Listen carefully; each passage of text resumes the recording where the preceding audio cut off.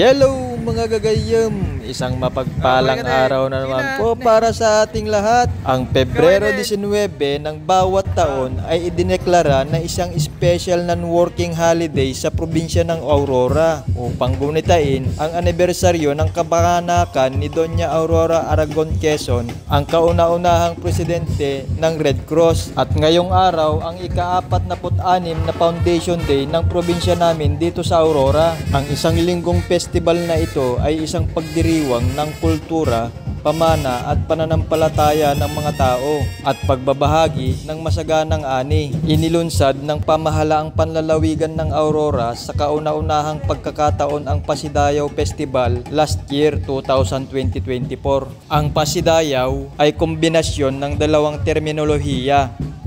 Una ay ang pasida. Ang pasida ay isang karaniwang termino sa mga lokal na nangangahulugang paulam o pagbabahagi ng sariling ani o ani mula sa kalikasan. Ang pangalawang terminolohiya ay ang dayaw. Ibig sabihin ay pagdiriwang o pagtatanghal ng may pagmamalaki. Kasama sa kultura ng mga residente ng Aurora ang pagdiriwang ng mga piyesta at mga seremonya ng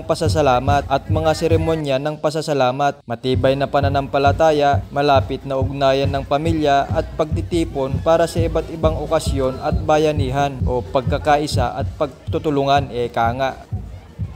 Buntot na lang ng parada ang naabutan namin nung pumunta kami dito sa bayan ng Baler. Kaya hindi na rin namin napanood yung mga ibang performance na nag-street dancing.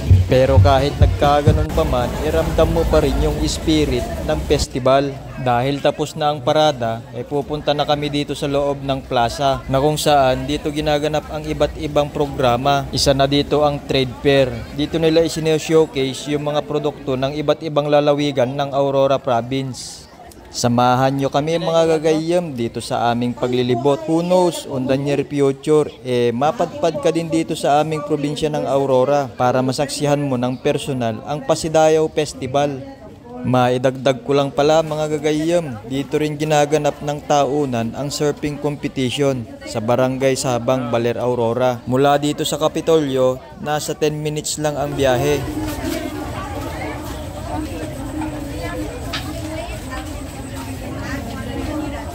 Yan, laki ng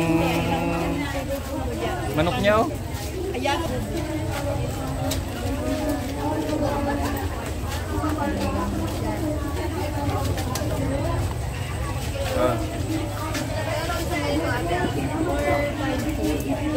Akasya yan, te? Akasya yung kahoy?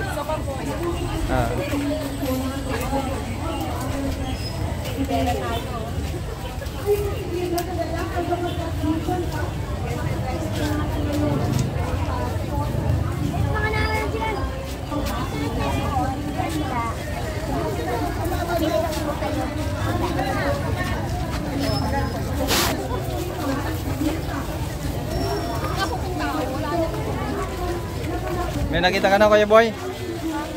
Yung plug may taas mo rin ha? Oh. Huwag nyo na. Parang sapphire ba yun?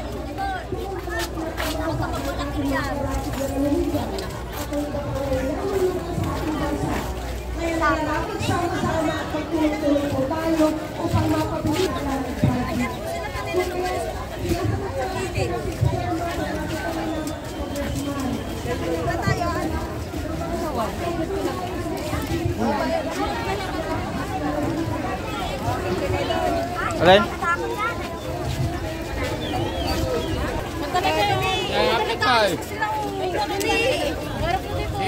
Harap na dito. Tatawag ka dyan na ba?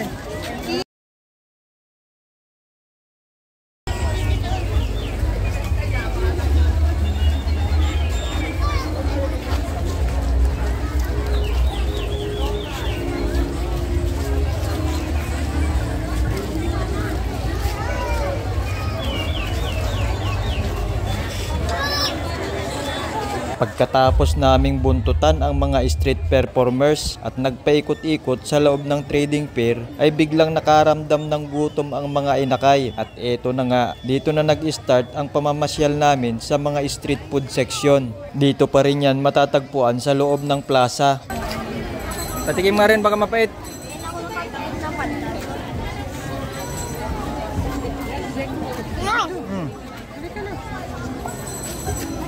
Matamis pala.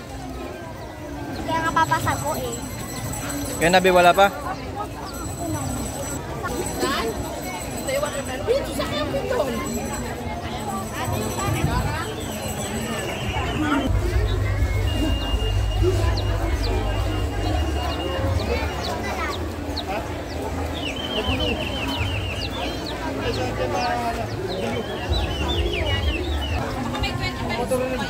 May patik mo.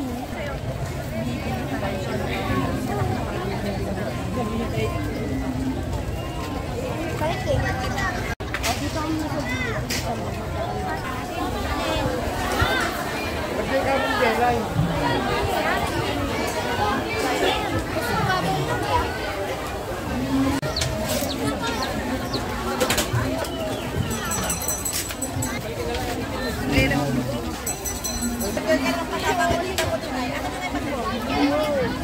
dito ka lang.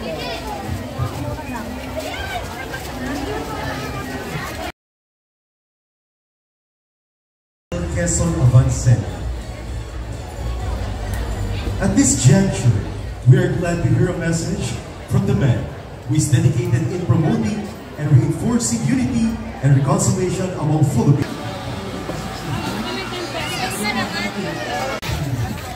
Mabait.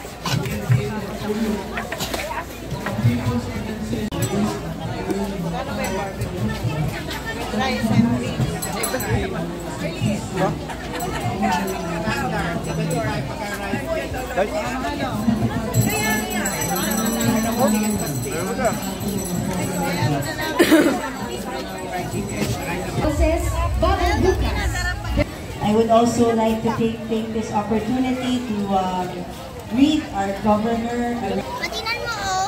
Isda.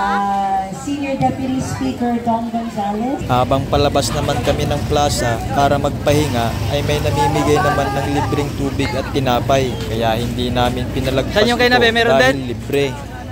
Ito nga. Ayos ah.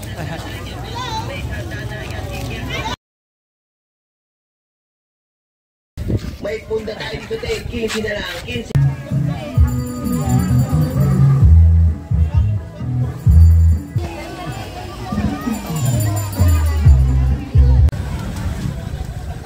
Magja-Jollibee kayo? Marcos? Mapait yan. Di naman masarap yan, mapait.